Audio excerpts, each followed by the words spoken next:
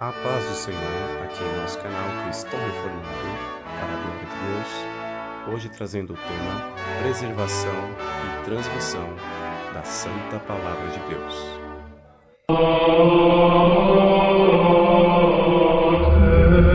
Um dos aspectos negativos relacionados à transmissão da Bíblia é que não temos nenhum dos autógrafos originais, os escritos originais de Moisés, Davi, Pedro ou Paulo. Estes escritos se deterioraram e desapareceram e não temos ideia do que aconteceu com eles. Então a pergunta é, será que nós temos um texto confiável? Como o texto era transmitido para que possamos ter a certeza de que temos uma cópia precisa dos autógrafos originais? Eu acredito que a preservação tem dois lados distintos.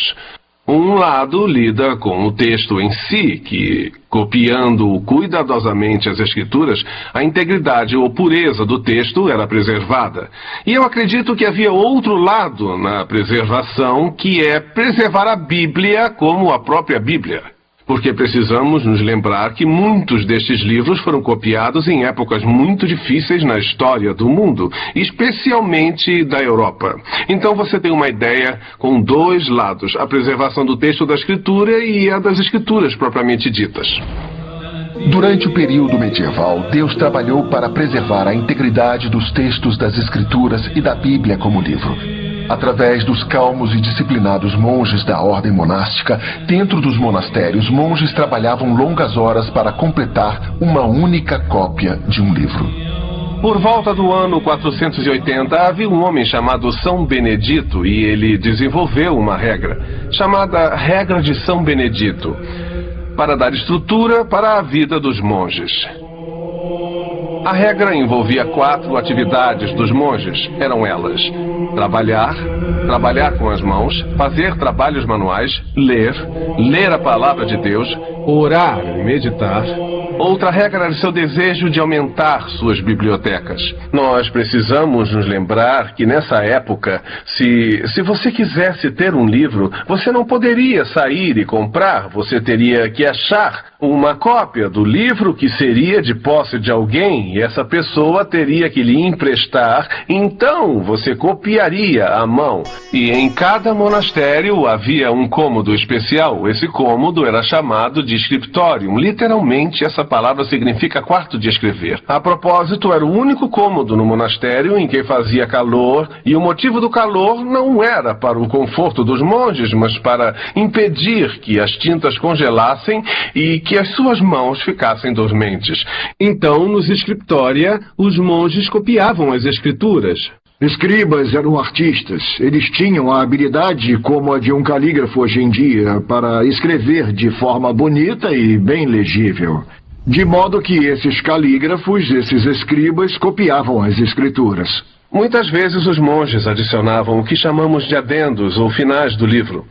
Alguns desses adendos eram engraçados. Por exemplo, um monge escreveu: enquanto o mar balança e o exausto marinheiro anseia pela visão da terra, este monge também anseia pelo fim deste livro. Ele estava cansado de escrever, mas havia também outros adendos que mostram lados mais sérios e espirituais. Por exemplo, nós lemos que um monge escreveu essas palavras: este livro foi fielmente copiado para você por seu amigo John, e quando a minha mão que o escreveu estiverem na sepultura, as palavras que escrevi viverão para sempre, pois elas são o Espírito e a verdade. Que o leitor seja abençoado com a salvação de sua alma, lendo as palavras da vida. Copiar as escrituras à mão começou muito antes da época dos monastérios. A tradição dos escribas começou nos tempos do Antigo Testamento com o povo de Deus na nação de Israel. A tradição dos escribas no Antigo Testamento começou basicamente com Esdras. No entanto, como os levitas eram os guardiões, os protetores e os intérpretes da palavra de Deus, a tradição ficou mais ou menos com os levitas para serem aqueles que manteriam os manuscritos, fariam as cópias e os interpretariam. Eles tinham a responsabilidade de preservar e guardar a palavra de Deus, então cabia uma nação, e as pessoas que faziam isso eram apontadas pelos líderes religiosos. Eles foram aos extremos para se certificarem de que aquelas cópias eram precisas. Após copiarem uma página ou uma parte do rolo, eles contavam o número de palavras para se certificarem de que o que estava no novo manuscrito era exatamente o que tinha no antigo. Eles contavam o número de palavras em uma linha e se certificavam de que era o mesmo número. Eles pegavam o manuscrito antigo, começavam por cada ponta em direção ao meio para encontrar a letra do meio. Aí iam para o que tinham acabado de copiar. Começavam por cada ponta e se certificavam de que a letra do meio era a mesma que a do antigo manuscrito. É bem diferente quando se trata dos textos do Novo Testamento. Qualquer um podia copiá-los. Não havia restrições em relação à cópia desses textos para apenas um grupo de pessoas em especial. Como resultado, os erros começaram a se multiplicar. E você descobre que enquanto alguns textos eram copiados fielmente, outros não eram copiados com o mesmo grau de cuidado e diligência. Um dos problemas que os judeus tinham em relação à sua história era que o hebraico antigo começou a ser uma língua estrangeira para eles. Eles estiveram na Babilônia e aprenderam o aramaico. Depois viveram na cultura romana, onde o grego era predominante e o latim era a língua oficial do Império Romano. Então, à medida que se dispersavam por outros países do mundo, aprendiam outras línguas. E o hebraico é muito interessante, pois não tem vogais. Então era necessária uma maneira para reter a vocalização do texto, o que realmente dizia e como era possível ler. Então um grupo chamado Massoreta, por volta de 800 DC, apareceu e começou a desenvolver um sistema de vocalização, pontos e linhas em volta das letras e acentos que informavam como as palavras eram pronunciadas, como eram vocalizadas, de acordo com os sons quando eram cantadas. Então, todo esse sistema foi feito pelos maçoretas, mas aí eles enterraram os manuscritos antigos, pois estavam se deteriorando e perdendo a referência. E só o que temos são os manuscritos de 800 DC, chamados de textos maçoretas. Então, esse foi um pequeno problema, pois havia um grande espaço de tempo entre a época em que foram escritos, quase 2000 anos. E como sabemos se eram precisos? Mas então houve uma descoberta muito afortunada. Em 1947, um pastor árabe chamado Mohammed Abdib estava procurando sua cabra quando entrou numa caverna e encontrou o que se tornou conhecido como Pergaminhos do Mar Morto. E quando os textos maçoretas foram comparados com os Pergaminhos do Mar Morto, encontraram uma tremenda semelhança com relação aos que os maçoretas haviam feito. Quando esses pergaminhos foram encontrados nas cavernas Qumran, eles tinham 1000 anos a mais do que qualquer manuscrito que havia até aquela época. Todos os livros do Antigo Testamento, em parte ou completos, exceto o livro de Esther. Quando foram traduzidos, descobriu-se que eles tinham 99% de precisão com relação ao livro que já possuíam, num período de mais de 1000 anos, e, ainda assim, quase nenhuma divergência no que diziam. Então, esse era o tipo de coisa que fortaleceu o conceito de transmissão. A Bíblia foi transmitida com tanta precisão que se tornou um verdadeiro fenômeno. Como os escribas haviam conseguido realizar aquilo? Aqui na minha frente eu tenho um exemplar de um livro que ilustra como Deus manteve sua palavra. É uma cópia das Epístolas de Paulo. Há duas coisas sobre ela que eu acho muito interessante.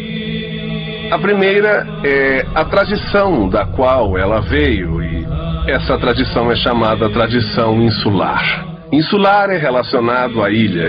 E que ilha? A ilha da Islândia. Durante aquela época, na história da Europa, quando havia guerra, pilhagem, todo tipo de destruição acontecendo na principal ilha da Europa, monges irlandeses copiavam fielmente as Escrituras. Então, Deus usou os monges irlandeses para preservar sua palavra. Outra coisa interessante sobre esse livro é que é chamado de epístola comentada.